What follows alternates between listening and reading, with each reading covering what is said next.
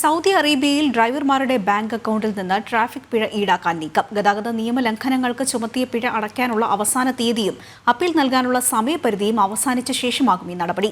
Bank അക്കൗണ്ടുകളിൽ നിന്ന് തുക നേരിട്ടാണ് ഈടാക്കുക. സൗദി അറേബ്യയിൽ ഗതാഗത നിയമലംഘനങ്ങൾക്ക് ഈടാക്കുന്ന പിഴ നൽകാനുള്ള സമയപരിധി അവസാനിച്ചിട്ടും അടച്ചില്ലെങ്കിൽ ബാങ്ക് അക്കൗണ്ടുകളിൽ നിന്ന് നേരിട്ട് ഈടാക്കുമെന്ന് ചൂണ്ടിക്കാട്ടി ട്രാഫിക് ഡയറക്ടറേറ്റ് കഴിഞ്ഞ ദിവസം ഡ്രൈവർമാർക്ക് SMS അയച്ചിരുന്നു. നിയമലംഘനത്തിൽ ചുമത്തിയ പിഴത്തുക മാത്രമാണ് അക്കൗണ്ടിൽ നിന്ന് നേരിട്ട് പിടിക്കുക. ശേഷിക്കുന്ന തുക പിൻവലിക്കാനും മറ്റ് സേവനങ്ങൾ പ്രയോജനപ്പെടുത്താനും വിലക്കില്ലെന്ന് അധികൃതർ വ്യക്തമാക്കി. ഗതാഗത നിയമലംഘനങ്ങൾക്ക് ചുമത്തിയ പിഴ അടയ്ക്കാനുള്ള അവസാന തീയതിയും അപ്പീൽ നൽകാനുള്ള സമയപരിധി അവസാനിച്ച ശേഷമാണ് ബാങ്ക് അക്കൗണ്ടിൽ നിന്ന് തുക നേരിട്ട് പിടിക്കുക. 15 ദിവസത്തിനകം പിഴയടച്ചാൽ 25% ഇളവ് നേടാനാകും. സാധാരണഗതിയിൽ 90 ദിവസത്തിനകം പിഴ അടയ്ക്കണം. ഇതിനുശേഷമായിരിക്കും ബാങ്ക് അക്കൗണ്ടിൽ നിന്ന് പണം നേരിട്ട് ഈടാക്കുക.